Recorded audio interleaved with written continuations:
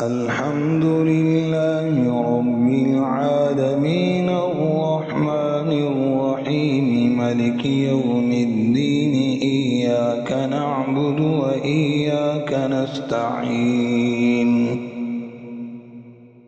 اهدنا الصراط المستقيم صراط الذين أنعمت عليهم غير المغضوب عليهم ولا الضالين.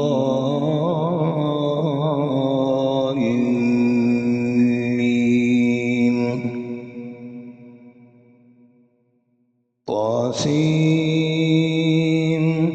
تلك آيات القرآن وكتاب مبين هدى وبشرى للمؤمنين الذين يقيمون الصلاة ويؤتون الزكاة وهم بالآخرة هم يوقنون إن الذين لا يؤمنون بالآخرة زينا لهم أعمالهم فهم يعمهون أولئك الذين لهم سوء العذاب وهم في الآخرة هم الأخسرون وإنك لتلقى القرآن من لدن حكيم عليم إذ قال موسى لأهله إني آنست نارا سآتيكم منها بخبر أو آتيكم بشهاب قبس لعلكم تصطلون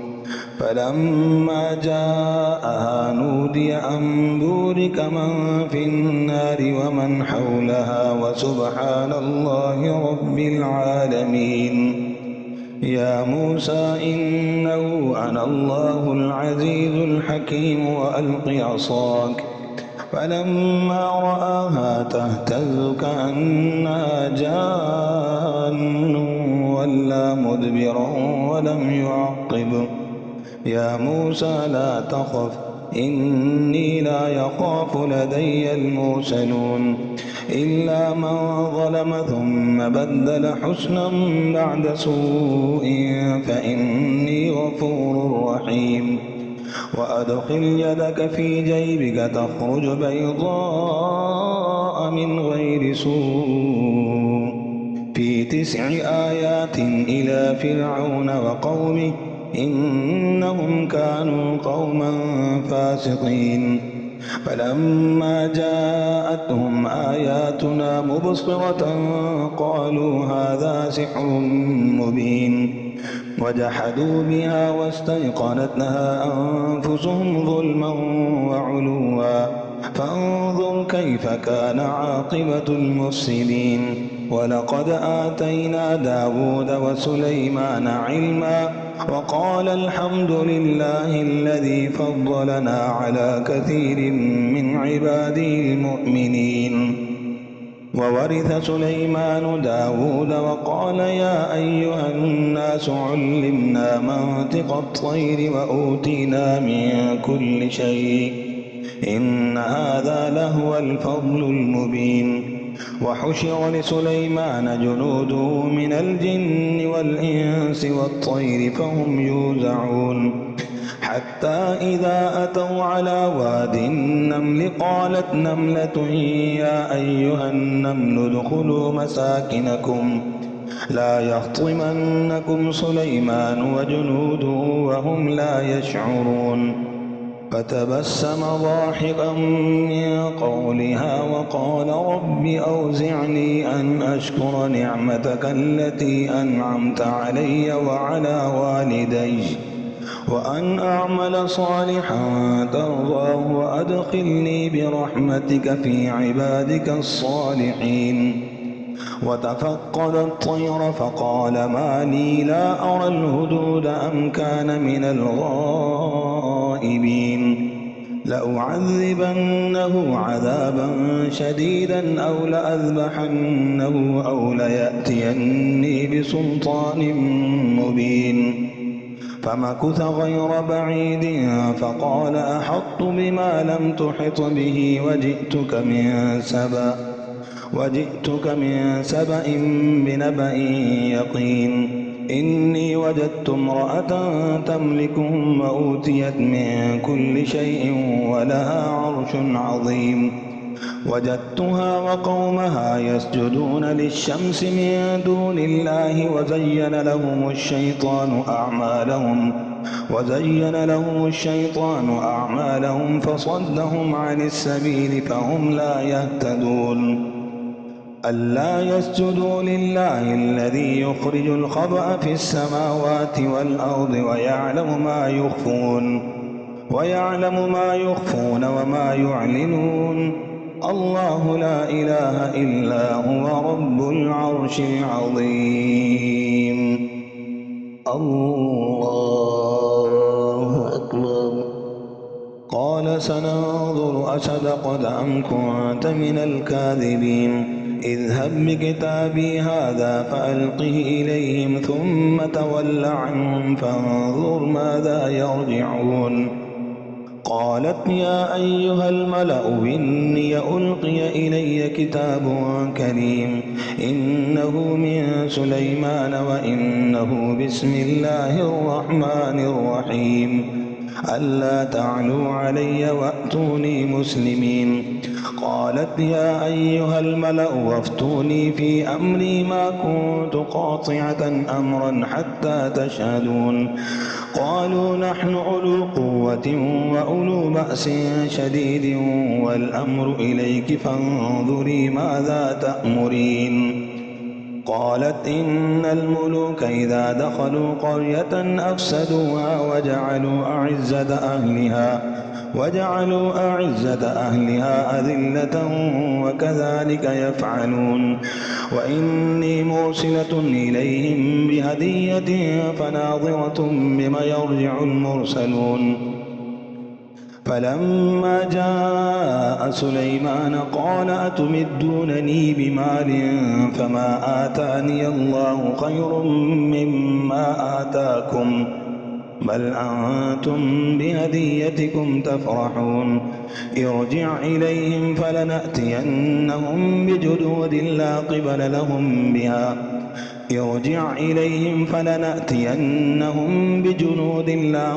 لهم بها ولنخرجنهم منها أذلة وهم صاغرون. قال يا أيها الملأ أيكم يأتيني بعرشها قبل أن يأتوني مسلمين. قال عفريت من الجن أنا آتيك به قبل أن تقوم من مقامك وإني عليه لقوي أمين. قال الذي عنده علم من الكتاب أنا آتيك به قبل أن يرتد إليك طرفك فلما رآه مستقرا عنده قال هذا من فضل ربي ليبلوني أشكر أم أكفر ومن شكر فإن ربي غني كريم. قال نكروا لها عرشها ننظر أتهتدي أم تكون من الذين لا يهتدون. فلما جاءت قيل أهكذا عرشك قالت كأنه هو وأوتينا العلم من قبلها وكنا مسلمين. وصدها ما كانت تعبد من دون الله إنها كانت من قوم كافرين. قيل لها ادخل الصرح فلما رأته حسبته لجة وكشفت عن ساقيها قال إنه صرح ممرد من قوارير. قالت رب إني ظلمت نفسي وأسلمت مع سليمان لله رب العالمين. ولقد أرسلنا إلى ثمود أخاهم صالحا أن اعبدوا الله فإذا هم فريقان يختصمون. قال يا قوم لم تستعجلون بالسيئة قبل الحسنة لولا تستغفرون الله لعلكم ترحمون. قالوا اطيرنا بك وبمن معك قال طائركم عند الله بل أنتم قوم تفتنون. وكان في المدينة 9 رهط يفسدون في الأرض ولا يصلحون قالوا تقاسموا بالله لنبيتنه وأهله ثم لنقولن لوليه ما شهدنا مهلك أهله وإنا لصادقون ومكروا مكرا ومكرنا مكرا وهم لا يشعرون فانظر كيف كان عاقبة مكرهم إنا دمرناهم وقومهم أجمعين فتلك بيوتهم خاوية بما ظلموا إن في ذلك لآية لقوم يعلمون وأنجينا الذين آمنوا وكانوا يتقون ولوطا إذ قال لقومه أتأتون الفاحشة وأنتم تبصرون أئنكم لتأتون الرجال شهوة من دون النساء بل أنتم قوم تجهلون فما كان جواب قومه إلا أن قالوا أخرجوا آل لوط من قريتكم إنهم أناس يتطهرون فأنجيناه وأهله إلا امرأته قدرناها من الغابرين وأمطرنا عليهم مطرا فساء مطر المنذرين قل الحمد لله وسلام على عباده الذين اصطفى الله خير أما تشركون أمن خلق السماوات والأرض وأنزل لكم من السماء ماء فأنبتنا به حدائق ذات بهجة ما كان لكم أن تنبتوا شجرها آله مع الله بل هم قوم يعدلون أمن جعل الأرض قرارا وجعل خلالها أنهارا وجعل لها رواسي وجعل بين البحرين حاجزا آله مع الله بل هم قوم يعدلون أمن جعل الأرض قرارا وجعل خلالها أنهارا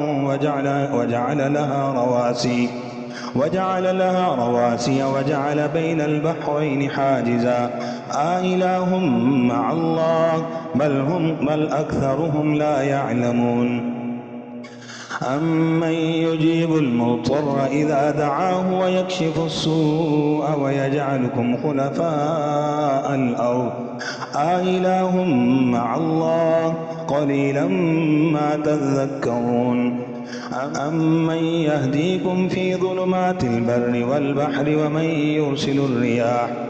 ومن يرسل الرياح نشرا بين يدي رحمته آله مع الله تعالى الله عما يشركون أمن يبدأ الخلق ثم يعيده ومن يرزقكم من السماء والأرض آله مع الله قل هاتوا برهانكم إن كنتم صادقين قل لا يعلم من في السماوات والأرض الغيب إلا الله وما يشعرون أيان يبعثون بل ادارك علمهم في الآخرة بل هم في شك منها بل هم منها عمون وقال الذين كفروا إذا كنا ترابا وآباؤنا أئنا لمخرجون لقد وعدنا هذا نحن وآباؤنا من قبل إن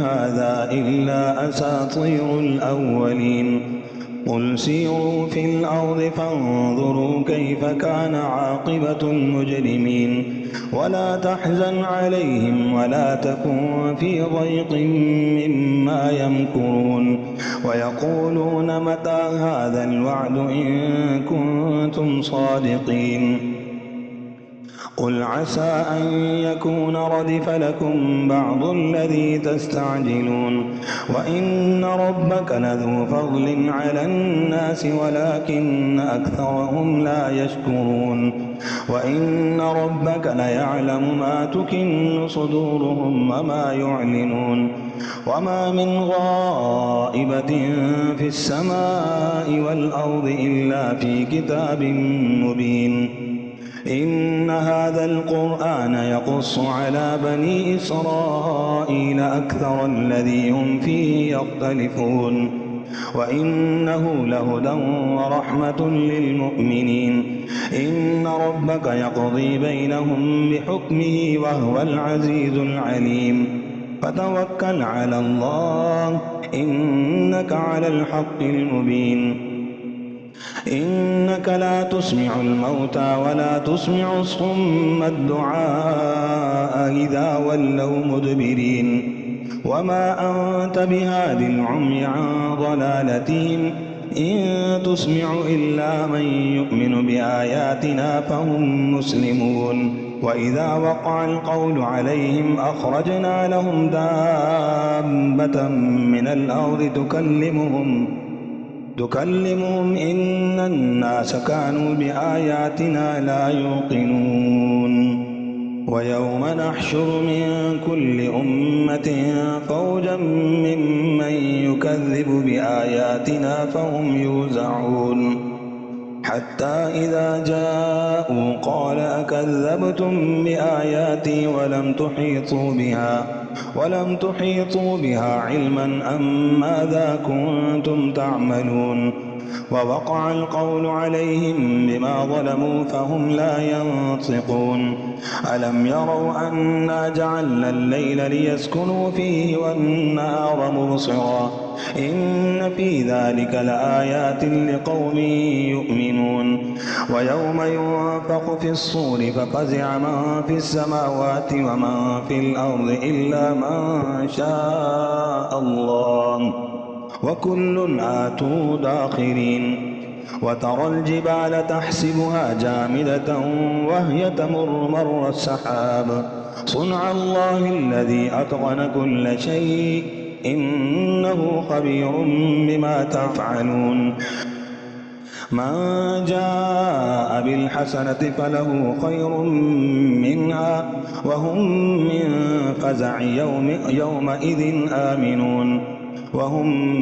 فزع يومئذ آمنون ومن جاء بالسيئة فكبت وجوههم في النار هل تجزون إلا ما كنتم تعملون إنما أمرت أن أعبد رب هذه البلدة الذي حرمها وله كل شيء وأمرت أن أكون من المسلمين وأن أتلو القرآن فمن اهتدى فإنما يهتدي لنفسه ومن ضل فقل إنما أنا من المنذرين وقل الحمد لله سيريكم آياته فتعرفونها وما ربك بغافل عما تعملون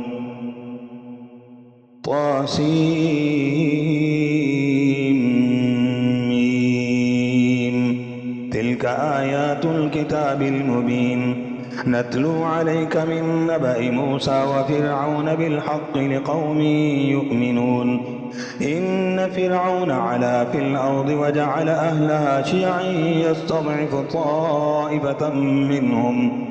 طائفة منهم يذبح أبناءهم ويستحيي نساءهم إنه كان من المفسدين ونريد أن نمن على الذين استضعفوا في الأرض ونجعلهم أئمة ونجعلهم الوارثين ونمكن لهم في الأرض ونري فرعون وهامان وجنودهما منهم ما كانوا يحذرون وأوحينا إلى أم موسى أن أرضعيه فإذا خفت عليه فألقيه في اليم ولا تخافي ولا تحزني إنا رادوه إليك وجاعلوه من المرسلين فالتقطه آل فرعون ليكون لهم عدوا وحزنا إن فرعون وهامان وجنودهما كانوا خاطئين. وقالت امرأة فرعون قرة عين لي ولك لا تقتلوه عسى أن ينفعنا أو نتخذه ولدا وهم لا يشعرون. وأصبح فؤاد أم موسى فارغا إن كادت لتبدي به لولا أن ربطنا على قلبها لتكون من المؤمنين. وقالت لأخته قصيه فبصرت به عن جنب وهم لا يشعرون. وحرمنا عليه المراضع من قبل فقالت هل أدلكم على أهل بيت يكفلونه لكم وهم له ناصحون. فرددناه إلى أمه كي تقر عينها ولا تحزن ولتعلم أن وعد الله حق ولكن أكثرهم لا يعلمون. ولما بلغ أشده واستوى آتيناه حكما وعلما وكذلك نجزي المحسنين. ودخل المدينة على حين غفلة من أهلها فوجد فيها رجلين يقتتلان هذا من شيعته وهذا من عدوه فاستغاثه الذي من شيعته على الذي من عدوه فوكزه موسى فقضى عليه قال هذا من عمل الشيطان إنه عدو مضل مبين. قال رب إني ظلمت نفسي فاغفر لي فغفر له إنه هو الغفور الرحيم.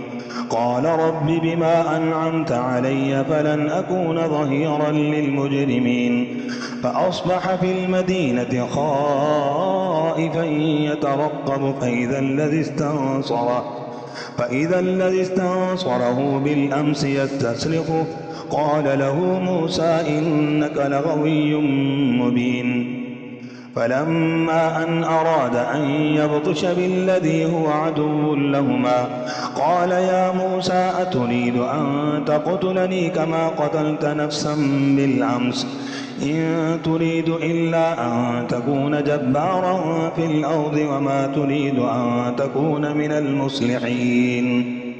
وجاء رجل من أقصى المدينة يسعى قال يا موسى إن الملأ يأتمرون بك ليقتلوك فاخرج إني لك من الناصحين. فخرج منها خائفا يترقب قال رب نجني من القوم الظالمين. ولما توجه تلقاء مدين قال عسى ربي أن يهديني سواء السبيل. ولما ورد ماء مدين وجد عليه أمة من الناس يسقون ووجد من دونهم امرأتين تذودان قال ما خطبكما قالتا لا نسقي حتى يصدر الرعاء وأبونا شيخ كبير. فسقى لهما ثم تولى إلى الظل فقال رب إني لما أنزلت إلي من خير فقير. فجاءته إحداهما تمشي على استحياء قالت إن أبي يدعوك ليجزيك أجر ما سقيت لنا. فلما جاءه وقص عليه القصص قال لا تخف نجوت من القوم الظالمين. قالت إحداهما يا أبت استأجره إن خير من استأجرت القوي الأمين. قال إني أريد أن أنكحك إحدى ابنتي هاتين على أن تأجرني 8 حجج فإن أتممت 10 فمن عندك وما أريد أن أشق عليك ستجدني إن شاء الله من الصالحين. قال ذلك بيني وبينك أيما الأجلين قضيت فلا عدوان علي والله على ما نقول وكيل. فلما قضى موسى الأجل وسار بأهله آنس من جانب الطور نارا قال لأهلهم كثوا إني آنست نارا لعلي آتيكم منها بخبر أو جذوة من النار لعلكم تصطلون. فلما أتاها نودي من شاطئ الوادي الأيمن في البقعة المباركة من الشجرة أن يا موسى إني أنا الله رب العالمين وأن ألق عصاك. فلما رآها تهتز كأنها جان ولا مدبرا ولم يعقب. يا موسى أقبل ولا تخف إنك من الآمنين. أسلك يدك في جيبك تخرج بيضاء من غير سوء واضمم إليك جناحك من الرهب فذلك برهانان من ربك إلى فرعون وملئه إنهم كانوا قوما فاسقين. قال رب إني قتلت منهم نفسا فأخاف أن يقتلون وأخي هارون هو أفصح مني لسانا فأرسله معي ردا يصدقني إني أخاف أن يكذبون. قال سنشد عضدك بأخيك ونجعل لكما سلطانا فلا يصلون إليكما بآياتنا أنتما ومن اتبعكما الغالبون. فلما جاءهم موسى بآياتنا بينات قالوا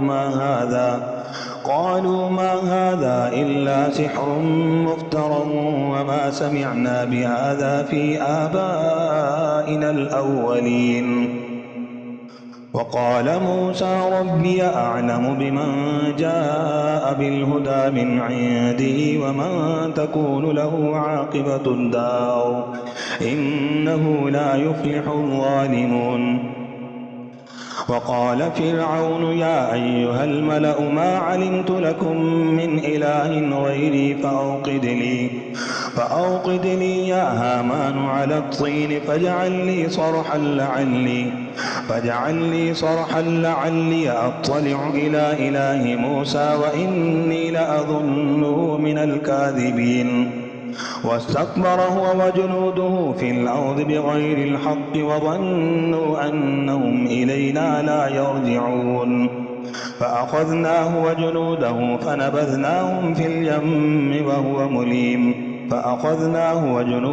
فنبذناهم في اليم فانظر كيف كان عاقبة الظالمين. وجعلناهم أئمة يدعون إلى النار ويوم القيامة لا ينصرون. وأتبعناهم في هذه الدنيا لعنة ويوم القيامة هم من المقبوحين. ولقد آتينا موسى الكتاب من بعد ما أهلكنا القرون الأولى بصائر للناس وهدى ورحمة لعلهم يتذكرون. وما كنت بجانب الغربي إذ قضينا إلى موسى الأمر وما كنت من الشاهدين ولكننا أنشأنا قرونا فتطاول عليهم العمر وما كنت ثاويا في أهل مدين تتلو عليهم آياتنا ولكننا كنا مرسلين. وما كنت بجانب الطور إذ نادينا ولكن رحمة من ربك لتنذر قوما ما أتاهم من نذير من قبلك لعلهم يتذكرون. ولولا أن تصيبهم مصيبة بما قدمت أيديهم فيقولوا ربنا لولا أرسلت إلينا رسولا فنتبع آياتك ونكون من المؤمنين. فلما جاءهم الحق من عندنا قالوا لولا أوتي مثل ما أوتي موسى أولم يكفروا بما أوتي موسى من قبل قالوا ساحران تظاهرا وقالوا إنا بكل كافرون قل فأتوا بكتاب من عند الله هو أهدى منهما أتبعه إن كنتم صادقين فإن لم يستجيبوا لك فاعلم أنما يتبعون أهواءهم ومن أضل ممن اتبع هواه بغير هدى من الله إن الله لا يهدي القوم الظالمين ولقد وصلنا لهم القول لعلهم يتذكرون الذين آتيناهم الكتاب من قبله هم به يؤمنون وإذا يتلى عليهم قالوا آمنا به إنه الحق من ربنا إنا كنا من قبله مسلمين أولئك يؤتون أجرهم مرتين بما صبروا ويدرؤون بالحسنة السيئة ومما رزقناهم ينفقون وإذا سمعوا اللغو أعرضوا عنه وقالوا لنا أعمالنا ولكم أعمالكم سلام عليكم لا نبتغي الجاهلين إنك لا تهدي من أحببت ولكن الله يهدي من يشاء إنك لا تهدي من أحببت ولكن الله يهدي من يشاء وهو أعلم بالمهتدين وقالوا إن نتبع الهدى معك نتخطف من أرضنا أولم نمكن لهم حرما آمنا تجبى إليه ثمرات كل شيء رزقا من لدنا ولكن أكثرهم لا يعلمون وكم أهلكنا من قرية بطنت معيشتها فتلك مساكنهم لم تسكن من بعدهم إلا قليلا وكنا نحن الوارثين وما كان ربك مهلك القرى حتى يبعث في أمها رسولا يتلو عليهم آياتنا وما كنا مهلك القرى إلا وأهلها ظالمون وما أوتيتم من شيء فمتاع الحياة الدنيا وزينتها وما عند الله خير وأبقى أفلا تعقلون أفمن وعدناه وعدا حسنا فهو لاقيه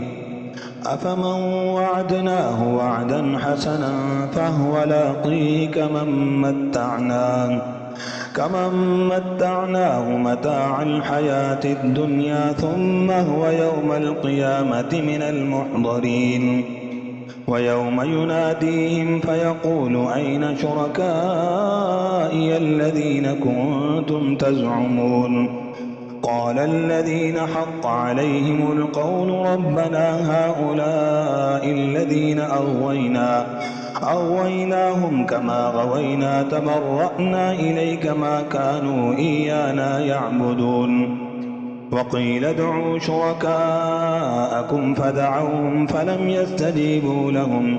فلم يستجيبوا لهم ورأوا العذاب لو أنهم كانوا يهتدون ويوم يناديهم فيقول ماذا أجبتم المرسلين فعميت عليهم الأنباء يومئذ فهم لا يتساءلون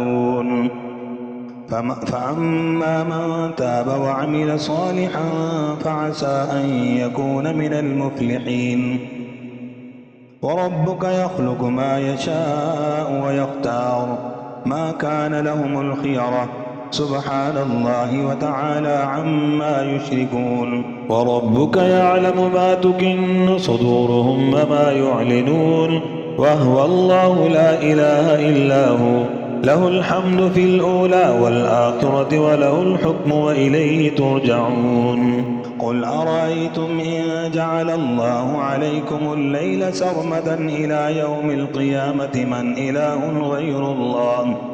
من إله غير الله يأتيكم بضياء أفلا تسمعون قل أرأيتم إن جعل الله عليكم النهار سرمدا إلى يوم القيامة من إله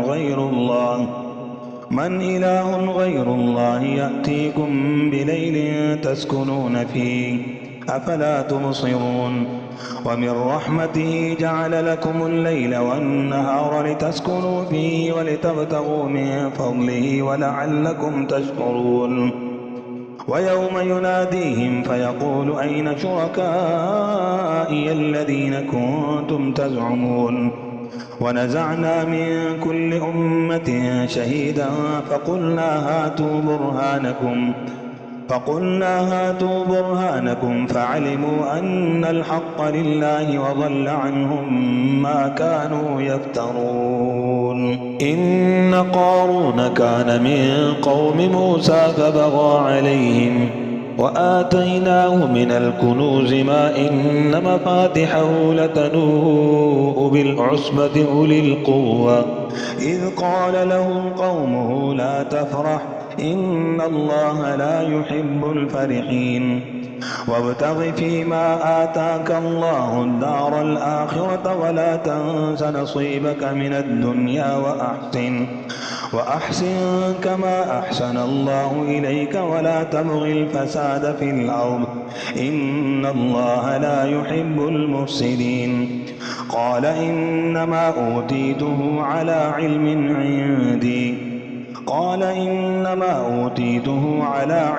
عندي أولم يعلم أن الله قد أهلك من قبله من القرون من هو أشد منه قوة وأكثر جمعا ولا يسأل عن ذنوبهم المجرمون.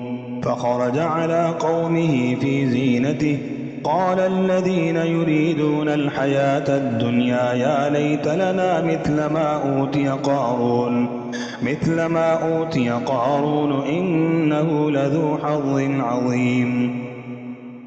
وقال الذين أوتوا العلم ويلكم ثواب الله خير لمن آمن وعمل صالحا ولا يلقاها إلا الصابرون.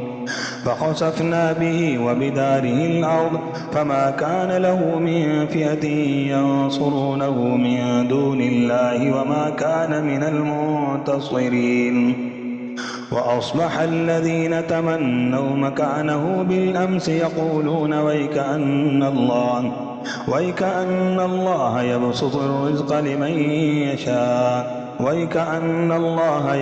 الرزق لمن يشاء من عباده ويقدر لولا أمن الله علينا لخسف بنا ويكأنه لا يفلح الكافرون. تلك الدار الآخرة نجعلها للذين لا يريدون علوا في الأرض ولا فسادا والعاقبة للمتقين. من جاء بالحسنة فله خير منها ومن جاء بالسيئة فلا يجزى الذين عملوا السيئات إلا ما كانوا يعملون. إن الذي فرض عليك القرآن لرادك إلى معاد قل ربي أعلم من جاء بالهدى ومن هو في ضلال مبين. وما كنت ترجو أن يلقى إليك الكتاب إلا رحمة من ربك فلا تكونن ظهيرا للكافرين.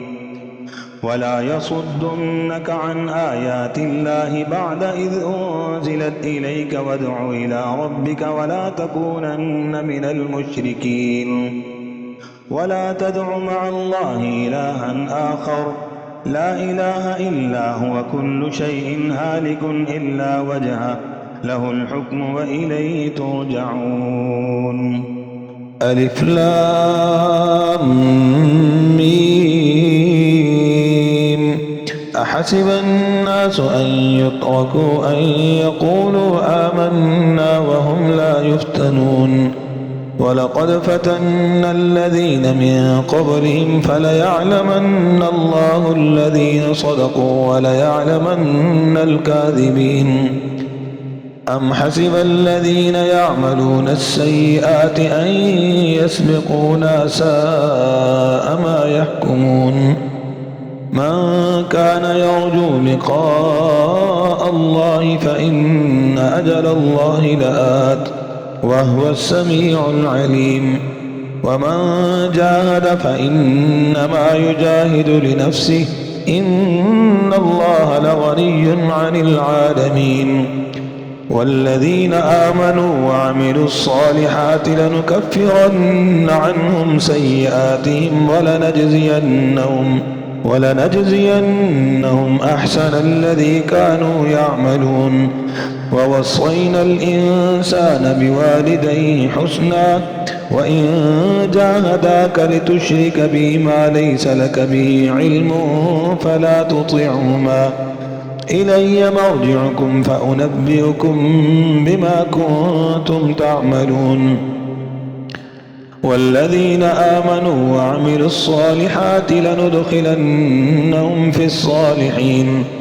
ومن الناس من يقول آمنا بالله فإذا أوذي في الله جعل فتنة الناس كعذاب الله ولئن جاء نصر من ربك ليقولن إنا كنا معكم أوليس الله بأعلم بما في صدور العالمين. وليعلمن الله الذين آمنوا وليعلمن المنافقين. وقال الذين كفروا للذين آمنوا اتبعوا سبيلنا ولنحمل خطاياكم وما هم بحاملين من خطاياهم من شيء إنهم لكاذبون.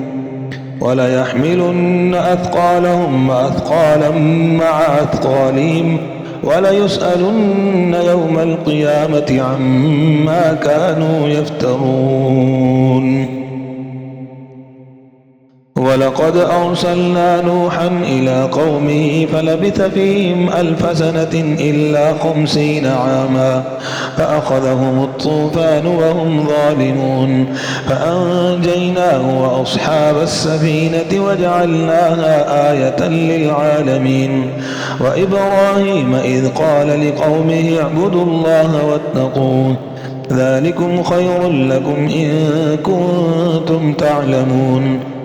إنما تعبدون من دون الله أوثانا وتخلقون إفكا إن الذين تعبدون من دون الله لا يملكون لكم رزقا فابتغوا عند الله الرزق واعبدوه واشكروا له إليه ترجعون.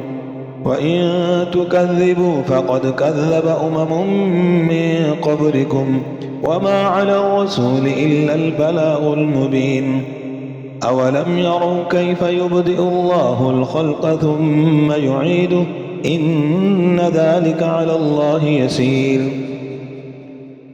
قل سيروا في الأرض فانظروا كيف بدأ الخلق ثم الله ينشئ النشأة الآخرة إن الله على كل شيء قدير. يعذب من يشاء ويرحم من يشاء وإليه تقلبون. وما أنتم بمعجزين في الأرض ولا في السماء وما لكم من دون الله من ولي ولا نصير. والذين كفروا بآيات الله ولقائه أولئك يئسوا من رحمتي وأولئك لهم عذاب أليم. فما كان جواب قومه إلا أن قالوا اقتلوه أو حرقوه فأنجاه الله من النار إن في ذلك لآيات لقوم يؤمنون.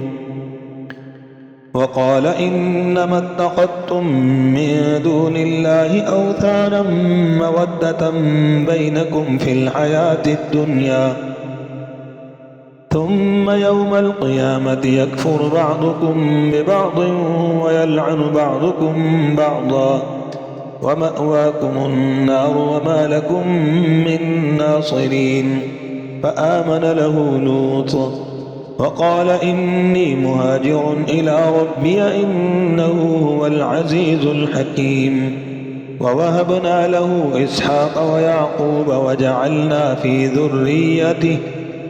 وجعلنا في ذريته النبوءة والكتاب وآتيناه أجره في الدنيا وإنه في الآخرة لمن الصالحين.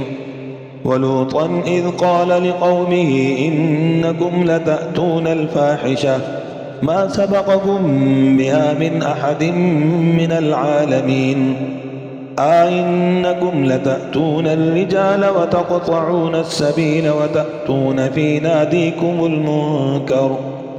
فما كان جواب قومه إلا أن قالوا ائتنا بعذاب الله إن كنت من الصادقين. قال رب انصرني على القوم المفسدين. ولما جاءت رسلنا إبراهيم بالبشرى قالوا إنا مهلكو أهل هذه القرية إن أهلها كانوا ظالمين. قال إن فيها لوطا قالوا نحن أعلم بمن فيها لننجينه وأهله إلا امرأته كانت من الغابرين. ولما أن جاءت رسلنا لوطا سيء بهم وضاق بهم ذرعا وقالوا لا تخف ولا تحزن إنا منجوك وأهلك إلا امرأتك كانت من الغابرين. إنا منزلون على أهل هذه القرية رجزا من السماء بما كانوا يفسقون. ولقد تركنا منها آية بينة لقوم يعقلون. وإلى مدين أخاهم شعيبا فقال يا قوم اعبدوا الله وارجوا اليوم الآخر ولا تعثوا في الأرض مفسدين. فكذبوه فأخذتهم الرجفة فأصبحوا في دارهم جاثمين. وعادا وثمودا وقد تبين لكم من مساكنهم وزين لهم الشيطان أعمالهم فصدهم عن السبيل وكانوا مستبصرين. وقارون وفرعون وهامان ولقد جاءهم موسى بالبينات فاستكبروا في الأرض وما كانوا سابقين. فكلا أخذنا بذنبه فمنهم من أرسلنا عليه حاصبا ومنهم من أخذته الصيحة ومنهم من خسفنا به الأرض ومنهم من أغرقنا. وما كان الله ليظلمهم ولكن كانوا أنفسهم يظلمون.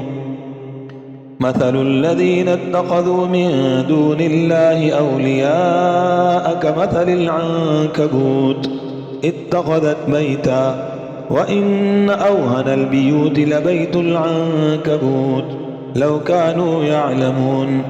إن الله يعلم ما تدعون من دونه من شيء وهو العزيز الحكيم. وتلك الأمثال نضربها للناس وما يعقلها إلا العالمون. خلق الله السماوات والأرض بالحق إن في ذلك لآية للمؤمنين.